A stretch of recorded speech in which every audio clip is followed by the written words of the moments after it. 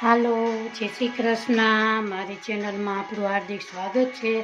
આજે આપણે બનાવીશું ચણાના લોટના લાડુ. એમાં 1.5 કપ ચણાનો લોટ લીધો છે, અડધો વાટકો મેં ઘી લીધું છે અને પોણો વાટકો ખાંડ લીધી છે. સૌ પ્રથમ આપણે ચણાના લોટને ચારીશું.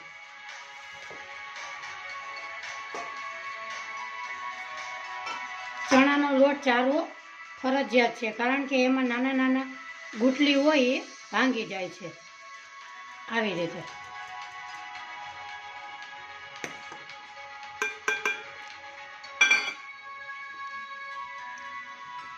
ચણાના લોટના લાડુ ખાવામાં બહુ સ્વાદિષ્ટ લાગે છે. આવી રીતે આપણે બધો લોટ ચારી લેશું. આપણે એક બાઉલ ગેસ ઉપર મૂકેલું છે, એમાં આપણે થોડુંક રાખશું, બીજું બધું ઘી આમાં ઉમેરી દેશું. એમાં ચણાનો લોટ ઉમેરીશું. સૌ પ્રથમ આપણે ધીમે ધીમે આંચ પર શેકવાનો છે. ફાસ્ટ નથી શેકવાનો, એટલે આપણો લોટ કાચો ના રહે. આવી રીતે આપણે સતત હલાવતા રહેવાનું છે.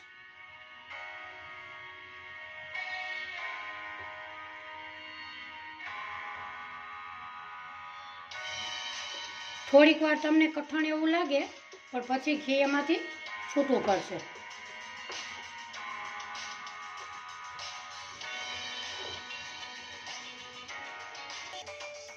આવી રીતે ધીમું ધીમું સતત હલાવતા રહેવાનું. આપણું થોડુંક બચેલું ઘી છે એ પણ થોડુંક હજી ઉમેરીશું.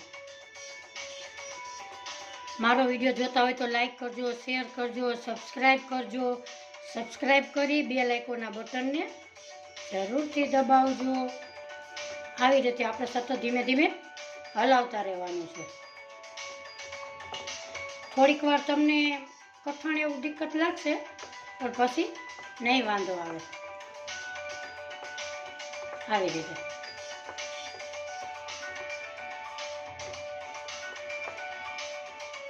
થોડું ઘી હજી ઉમેરીશું.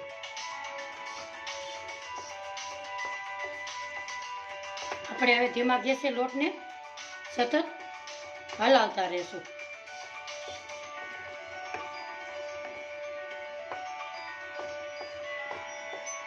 ફરતી બાજુ ચોટે નહીં, એનું આપણે ખાસ ધ્યાન રાખવાનું.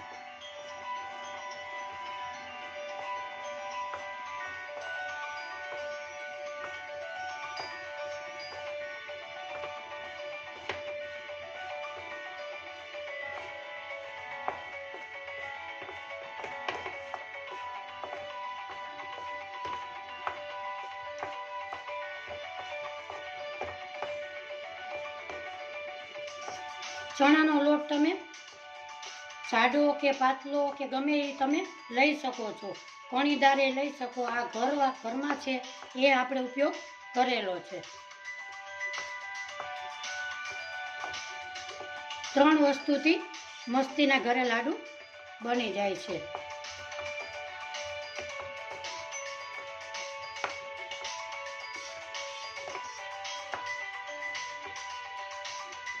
આપણે થોડુંક બચેલું છે એ પણ ઘી ઉમેરી દીધેલું છે.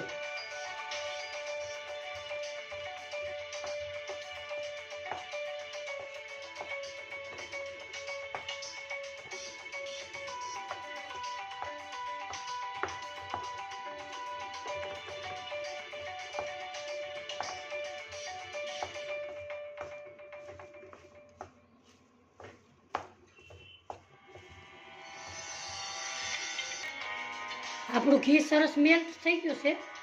હવે આપણે હલાવવામાં કાંઈ ટેન્શન નહીં રહે. હવે આવી રીતે સતત ધીમા ગેસે હલાવ્યા રહેવાનું. ફાસ્ટ નથી કરવાનું, એટલે આપણો લોટ કાચો ના રહે.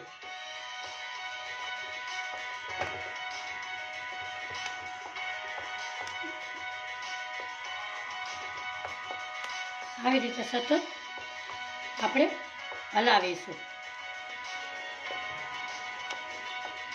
લોટની સરસ આમ સુગંધ ન આવે ત્યાં સુધી આપણે હલાવીશું. બદામી રંગનો શેકીશું.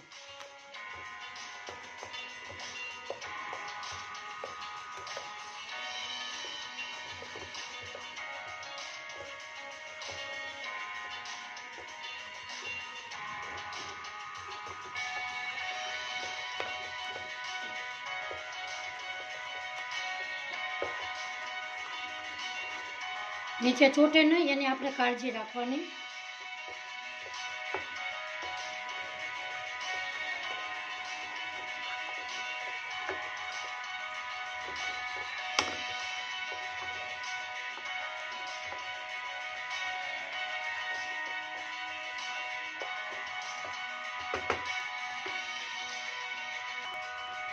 આપણો લોટ મસ્તીનો બદામી રંગનો શેકાઈ ગયો છે, સુગંધ પણ સરસ આવે છે.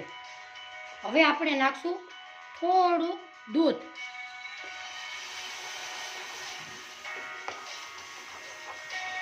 અને આપણે થોડીક વાર હજી હલાવીશું એટલે દૂધ મેલ્ટ થઈ જાય.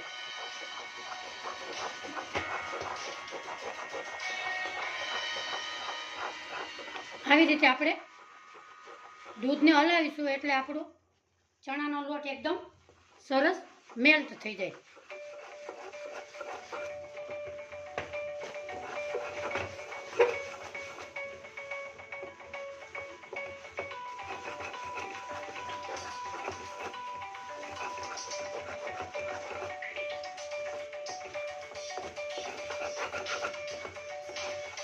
આપણો લોટ સરસ થઈ ગયો છે.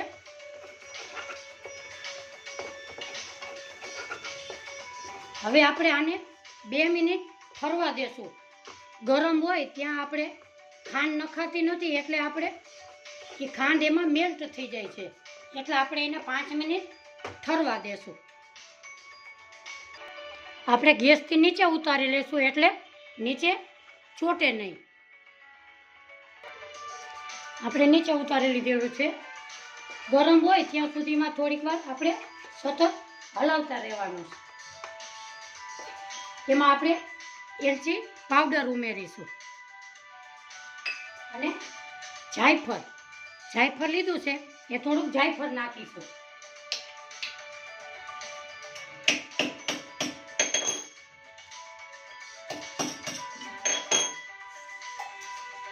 જાયફળને ખમણીની મદદથી થોડું ખમણી લેશું. જાયફળ ને એલચી નાખવાથી બહુ જ સ્વાદિષ્ટ લાગે છે.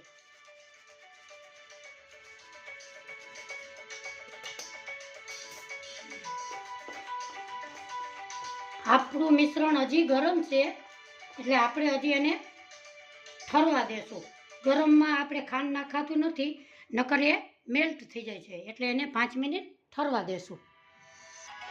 આપણું બેટર અહીંયા ઠરી ગયું છે. હવે એમાં ખાંડ ઉમેરીશું.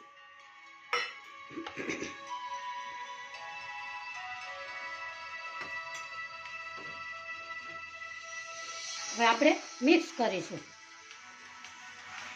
અહીંયા મેં નોર્મલ વાળી ખાંડ લીધી છે. તમે બૂરું લેવું હોય તો એનું લઈ શકો છો.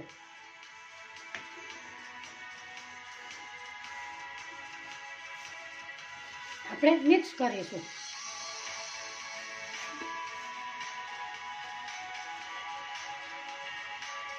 આવી રીતે હવે આપણે એના લાડવા વાળીશું.